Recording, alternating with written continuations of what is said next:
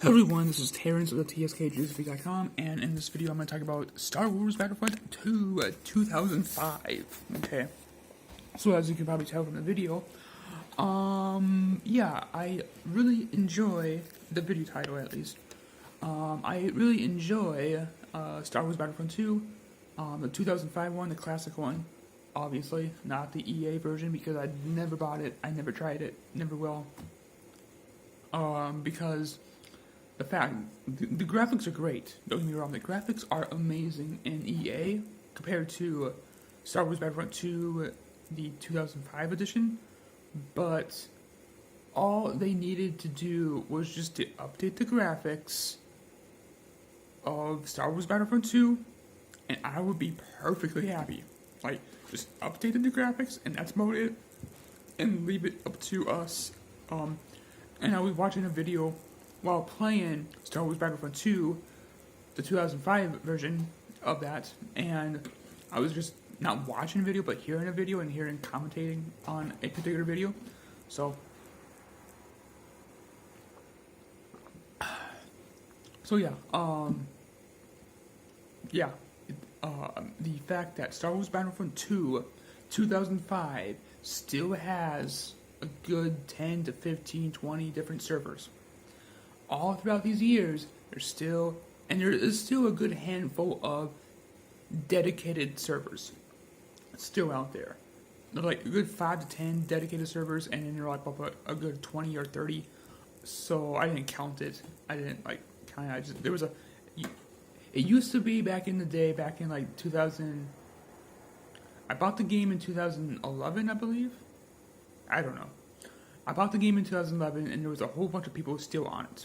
Okay, and so I occasionally go on there, play it, see if there's still people on it, basically, and there's still like a handful of like dedicated servers and more servers out there. I did do a server thinking, but whatever. So yeah, I enjoy it, and yes, I'm drinking orange juice straight out of the thing because I'm too freaking lazy to pop out a cup. See, this is why I would need to have someone. I would love to get a very inexpensive roommate, but whatever. Basically, if I get a roommate, they're doing dishes. I'll charge below market price if they're doing dishes. But anyways, going back to Star Wars Battlefront 2, yeah, I love Star Wars Battlefront 2. It's the only shooter game that I enjoy. I don't enjoy shooting games just because there's just too much action going on and whatnot. But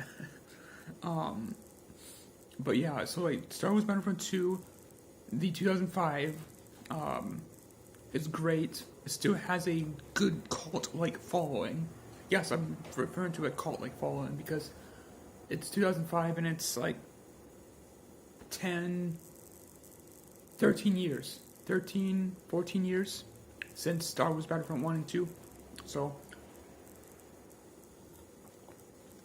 just want to make a video of how I love Star Wars Battlefront 2. And I still play it. I don't play it as often just because I don't like shooter games, but if I'm going to play a shooter game, it's going to be that. And 99% of the time that I play it, I play the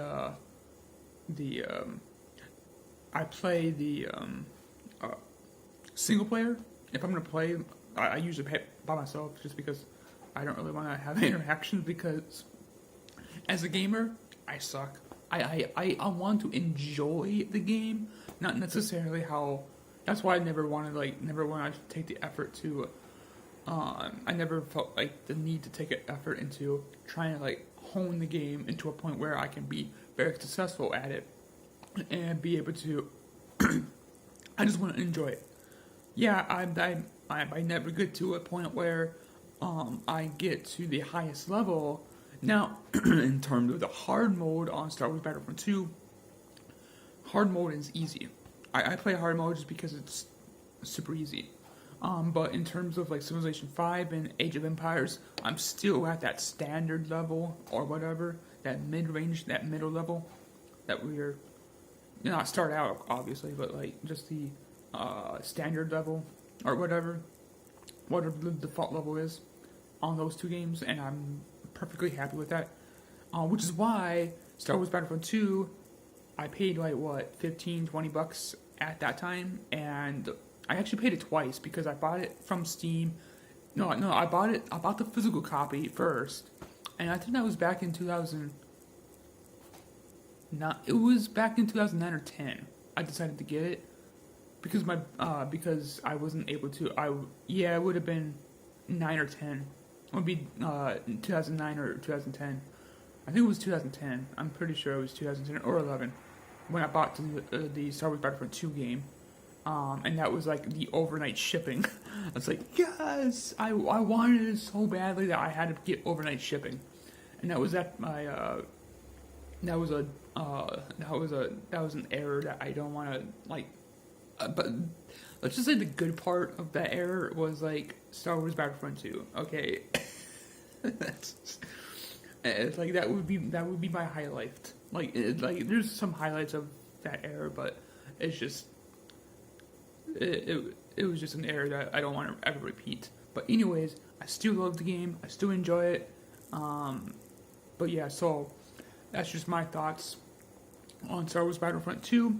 And so yeah, and I don't like EA because EA is like as soon as EA 1 came out, I was like super excited about it, and then it just my excitement, like ooh, it's coming, they're coming out with a new one. And then, like, the first red flag is the fact that they're keeping the Star Wars Battlefront. It's not Star Wars Battlefront 3. It's Star Wars Battlefront 1, and that was my first red flag. And then the second red flag is that it's EA. So that there's two strikes already. There's two pre-strikes, and then I read the reviews and I watched the reviews, and you pay an enormous amount of price for it, and then you have to continue to pay prices for it or whatever. So you pay, what, $50 for the game, and then you pay another $10, $15, $20, so you're costing out, like, what, $100, $120, or I don't know. But yeah, so, did I want to get into the game? Yeah, I wanted to get into the game, but I didn't feel comfortable giving my money to EA, because EA,